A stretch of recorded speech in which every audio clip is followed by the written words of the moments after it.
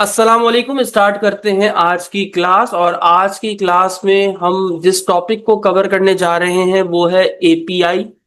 और एपीआई क्या होती है, हम इसका इस्तेमाल क्यों करते हैं, इसका इस्तेमाल करने से क्या फ़ायदा होगा, और अपने ASP.NET कोर MVC प्रोजेक्ट में इसे किस तरीके से यूटिलाइज कर सकते हैं। तो चलिए स्टार्ट करते हैं। लास्ट तक वीडियो को देखिएगा ताकि आपको समझ में आ सके कि यार एपीआई क्या होती है और इसे किस तरह से यूज किया जाता है। What is API? API means application programming interface. एक वे है जिससे एक एप्लीकेशन दूसरी एप्लीकेशन के साथ डेटा शेयर या कम्युनिकेट करती है। मैं आपको थोड़ा समझाने की कोशिश करता हूं। इमेजिन कीजिए आपके पास, ये पेन का कलर जरा चेंज कर लेते हैं, एक स्क्रीन है और जिसपे आपने दराज की या किसी भी प्लेटफॉर्म की वेबसाइट को खोल रखा। ये चलो आसान करते हैं, बच्चों को समझ में आता है तो इसीलिए वो आसान कर लेते हैं। ये आपकी कंप्यूटर है और इसमें आपने अपना facebook.com ओपन कर लिया, यानी ब्राउजर पे facebook.com ओपन कर लिया। अब आपने जब लिंक खोला, लिंक खोलने के बाद आपने अकाउंट रजिस्टर किया होगा। जाहिर सी बात है, बिना फेसबुक पे लॉगिन किए तो आप, बिना रजिस्टर किए तो अकाउंट लॉगिन कर ही नहीं सकते, ये तो पॉसिबल ही नहीं है। तो आपने रजिस्टर किया, रजिस्टर करने के बाद इसका कोई डेटाबेस होता होगा, कोई ना कोई डीबी तो होता होगा भाई। तो मान के चलते हैं वो MySQL है। बात समझ में आ गई। अब आपने क्या किया, आपने जब डेटा सबमिट किया, सबमिट होने के बाद वो डेटा आपकी इस डीबी के अंदर आके स्टोर होगी। अब जैसे जैसे दौर बदलता रहा तो आप स्क्रीन की जगह अब आप आ चुके फोन पे। ये आपका आ गया फोन। अब हमने क्या किया, हमने मोबाइल के लिए एक मोबाइल एप्लीकेशन बना दी फेसबुक की। ये फेसबुक की मोबाइल ऐप इमेजिन कीजिए आप, जो कि है, इमेजिन करने की जरूरत ही नहीं है ऐप तो। अब जाहिर सी बात है ये तो माई एसक्यूएल के साथ कॉम्पैटिबल होगा ही नहीं। तो इसके लिए हम जो डेटाबेस इस्तेमाल करते हैं वो समझ लेते हैं, हमारे पास फायरबेस हम यूज कर रहे हैं। हमारे पास एक और डेटाबेस है जिसका नाम फायरबेस है। यहां तक सबको समझ में आया। अब मैं यहां पर जो मैंने रजिस्टर किया था उन्हीं यूजर नेम पासवर्ड से जब मैं लॉगिन करूंगा तो क्या यहां पर लॉगिन हो पाएगा? जी अब्दुल्ला, क्या लॉगिन हो पाएगा? इसके लिए जो हम डेटाबेस यूज कर रहे हैं वो माई एसक्यूएल है, और इसके लिए जो यूज कर रहे हैं वो है फायरबेस। तो मेरा सवाल ये है कि अगर मैं यहां पर खुद को रजिस्टर करता हूं तो क्या मैं यहां वाली डिवाइस पे लॉगिन कर सकता हूं? कर सकता हूं? कर सकता हूं? नहीं कर सकता ना सर। मेरा जो भी डेटा होगा वो जाके स्टोर हो जाएगा माई एसक्यूएल के अंदर, लेकिन इसका डेटा कहां स्टोर होगा जाके? तो जब डेटा बेस ही अलग है तो मैं इस पे रजिस्टर करके उस पर लॉगिन कैसे कर सकता हूं? भाई मेरा डेटा उस फाइल में अलग पड़ा हुआ है, मेरा डेटा इस फाइल में अलग पड़ा हुआ है, मैं इस फाइल से डेटा उस फाइल में कैसे लेकर आ सकता हूं? ये तो पॉसिबल ही नहीं है। तो अब यहां पर प्रॉब्लम आ गई ना। लेकिन आपने तो कभी मोबाइल एप्लीकेशन ऐसी देखी ही नहीं कि जिसमें आप देखो यहां पर रजिस्टर कर रहे तो यहां लॉग इन नहीं कर पा रहे। तो वो होता है क्या है? तो जाहिर सी बात है इसके लिए अपना जो डेटाबेस यूज हो रहा है वो है फायरबेस, इसके लिए जो यूज हो रहा है वो है। अब प्रॉब्लम ये दोनों एक दूसरे से कंपैटिबल ही नहीं है। अब क्या करें सर, एप्लीकेशन तो एक ही है, यूजर तो वही है, इसको जो रजिस्टर किया वहां लॉगिन। अब कोई अगर बंदा यहां रजिस्टर कर रहा है तो वो यहां लॉगिन कर सकता है? नहीं कर सकता सर। तो अब आ गई प्रॉब्लम। इस प्रॉब्लम से बचने के लिए इन्होंने क्या किया, एक और मजीद एक कॉन्सेप्ट को ऐड किया जिसका नाम है एपीआई। एपीआई क्या है सर? सिर्फ एक यूआरएल है। यूआरएल तो पता है ना सर, जैसे ये एक URL www.asad.google.com, https www.google.com, http www.asad.service.com। ये आपके पास सारी क्या है, यूआरएल। एक यूआरएल जिसपे आपके पास कुछ ऐसा कोड लिखा है जो बेसिकली इसके अंदर आपके पास, इसका काम क्या होता है कि आपने फॉर एग्जांपल, अब जो भी डेटाबेस है वो डेटाबेस ऐसे बन गया डीबी। अब डायरेक्टली आपकी कोई एप्लीकेशन आपके डेटाबेस से बातचीत नहीं करती, फिर किसके थ्रू करती है? अब कम्युनिकेशन होती है एपीआई के जरिए। यानी अगर दोनों ऐप को बात करनी है डेटाबेस से तो किससे बात करेंगे? एपीआई से। तो एपीआई क्या करती है, अब तुमने बोला यार मुझे डेटा ला कर दो, तो एपीआई ने तुमसे क्या किया, रिक्वेस्ट की, तुमने एपीआई से रिक्वेस्ट। एपीआई रिक्वेस्ट किसके पास लेके गई? डेटाबेस की बात। इसने डेटा से डेटा लिया, किसमें रखा, एपीआई में, वापस किसको लाके दिया? इसको। तो यानी एपीआई एक वो आपके पास एक ऐसा हिस्सा बन गया एप्लीकेशन का जो मल्टीपल एप्लीकेशन को आपस में जोड़ने का काम कर रहा है। अब डीबी एक रहा। अब चूंकि एपीआई इतनी कंपैटिबल है, किसी भी प्लेटफॉर्म पे जो है वो इजीली इंटीग्रेट हो जाती है, तो इसीलिए आप मल्टीपल एप्लीकेशंस को एक ही डेटाबेस पे लाके जोड़ सकते हैं बाय यूजिंग एपीआई। तो इमेजिन करो, एक एग्जांपल समझाता हूं। क्या कभी हमारे पास वेदर्स को चेक करने के लिए क्या हमारे पास हाईटेक टेक्नोलॉजी मौजूद है? नहीं है ना। जैसे मुझे ह्यूमिडिटी, प्रेशर और पता नहीं क्या क्या देखना है, तो सवाल ये, फिर भी हमारे मोबाइल्स के अंदर वो तमाम डेटा कैसे पहुंच रहा है? कैसे हम उसको विजिबल कर पा रहे हैं? कैसे हम उसको देख पा रहे हैं? तो किसी ने एक वेबसाइट बनाई, और उस वेबसाइट में असल एक्चुअल डेटा जो वो खुद अपना प्रेशर, ह्यूमिडिटी वगैरह निकाल रहा है। तो उसने क्या किया, अगर सबको चाहिए, सबको वही चीज चाहिए अपनी वेबसाइट पे शो कराना, अपने जगहों पे शो कराना या मोबाइल डिवाइसेस में शो करवाना है, तो सबने उससे क्या खरीद रखी है? एपीआई खरीद रखी है। अब वो कुछ पार्ट, फिर बोल रहा हूं पूरा नहीं, डेटाबेस का पूरा पार्ट नहीं, सिर्फ कुछ नंबर ऑफ कॉलम्स उस टेबल के हमें शेयर कर रखे हैं, जिसके जरिए हम अपनी वेबसाइट पर उसे दिखा पाते हैं। That is called API. बात समझ में आई?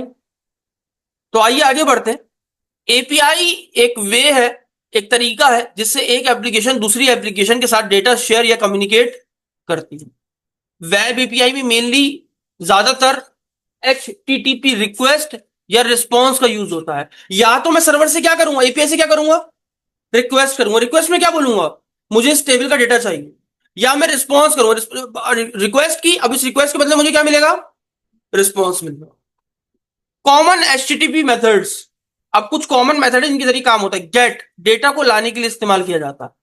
पोस्ट, नया डेटा क्रिएट करने के लिए यूज किया जाता है। याद रखिएगा ये मेथड्स बहुत यूजफुल हैं।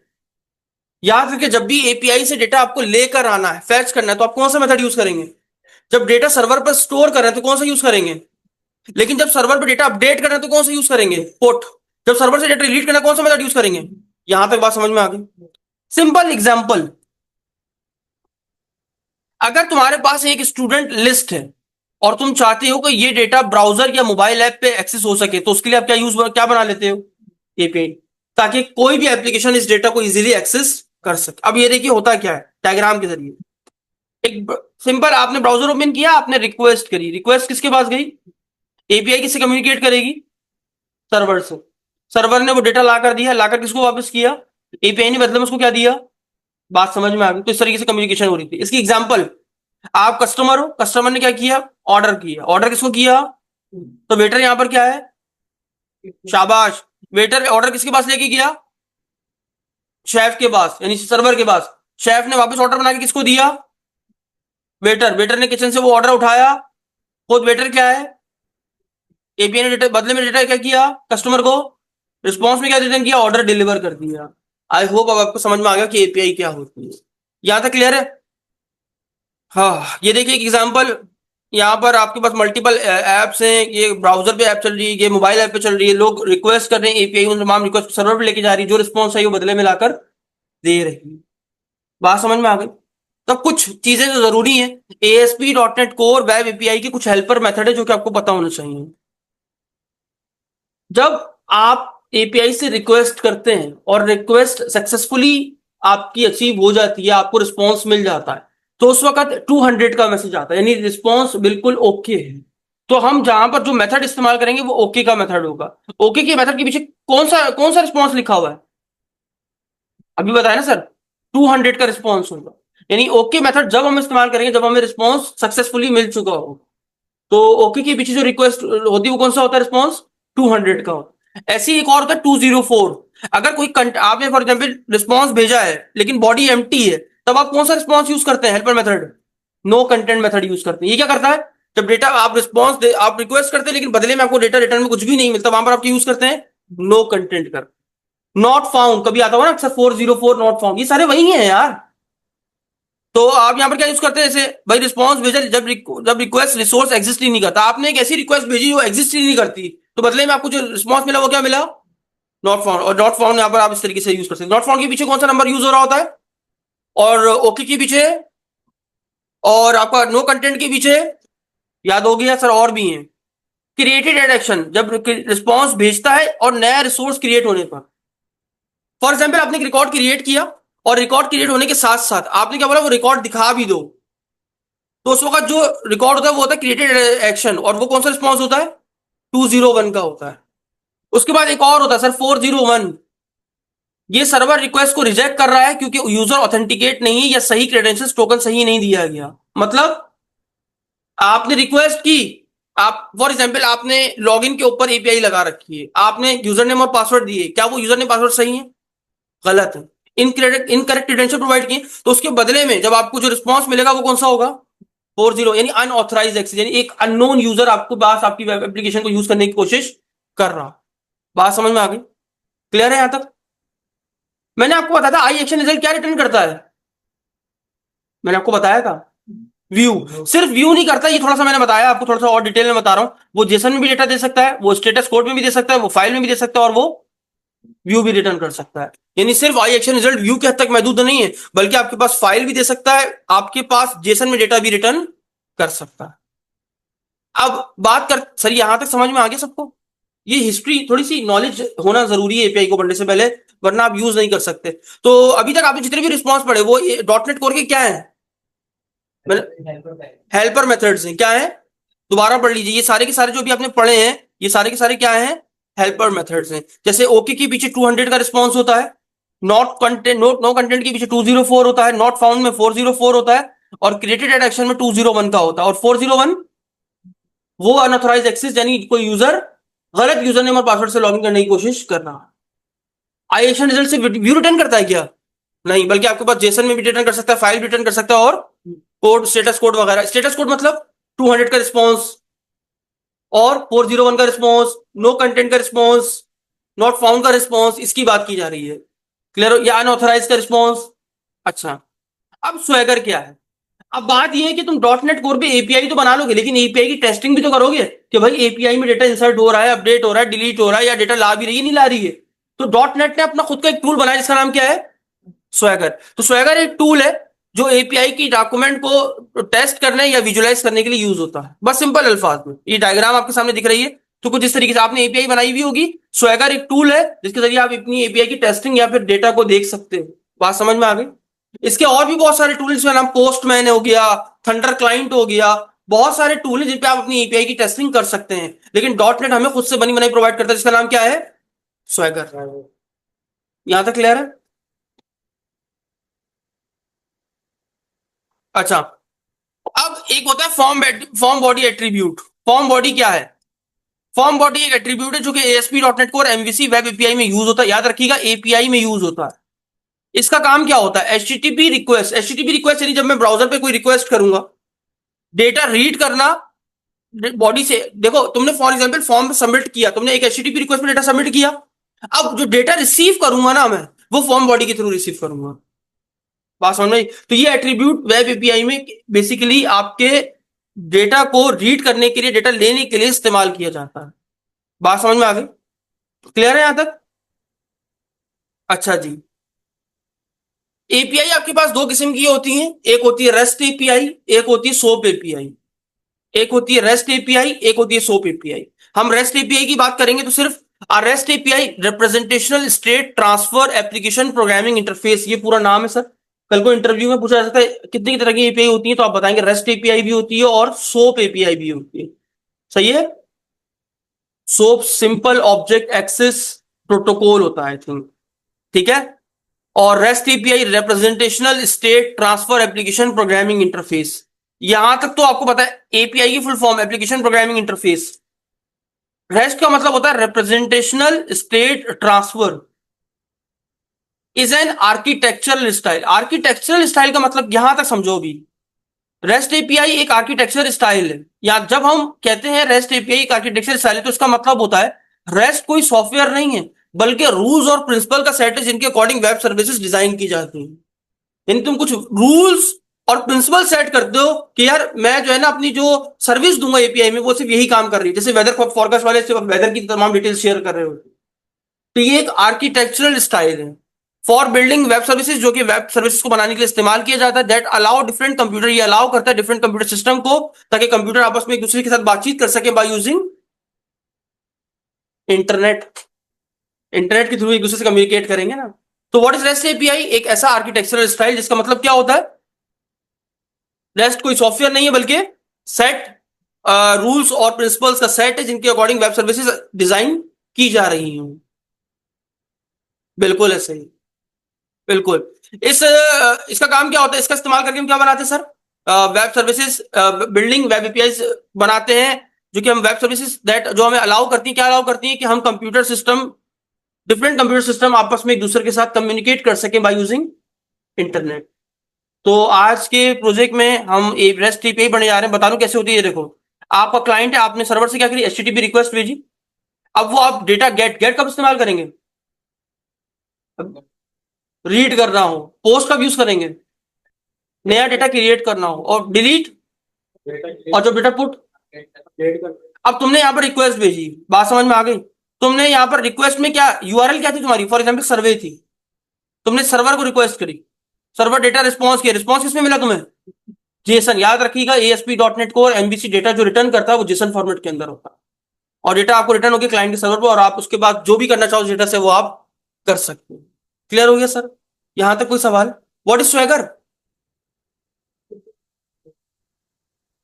एपीआई टेस्टिंग टूल है, दैट्स सेट, खत्म हो गई बात। What is helper method, response response return करते हैं। रिस्पॉन्स कौन कौन से होते हैं, कुछ एग्जाम्पल बताओ। 404 किसका होता है, नॉट फाउंड के लिए। और 401 कब, अनऑथराइज एक्सेस हो।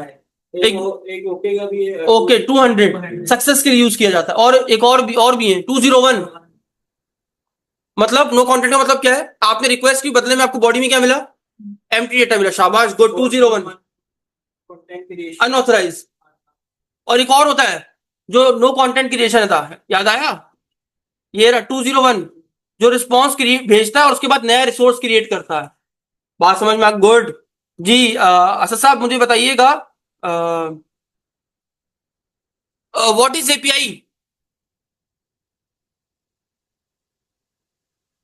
जी। एक ऐसा वे जिसके जरिए एक एप्लीकेशन दूसरी एप्लीकेशन के साथ आपस में एक दूसरे के साथ डेटा शेयर और कम्युनिकेट कर सके, दैट इज कॉल्ड एपीआई। जी बेटा, एपीआई क्या होती है,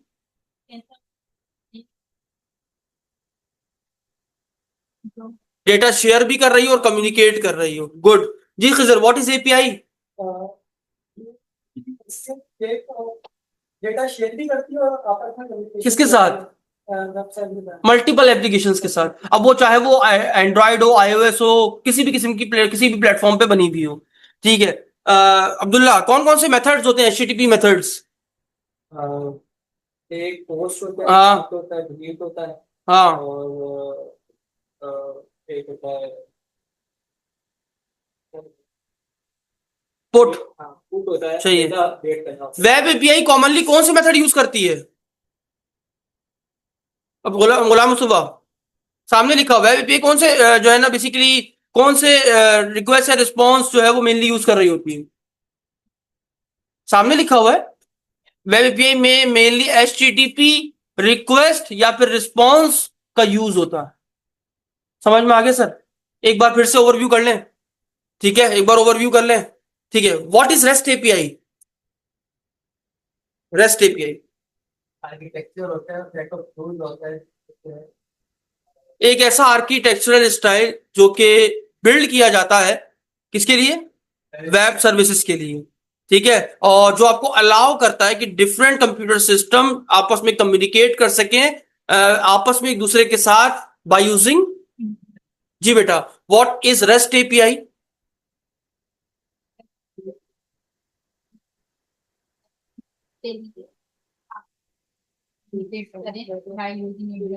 how many types of API, two. कौन कौन सी, रेस्ट और सोप। शाबाश, गुड, SOAP, सोप।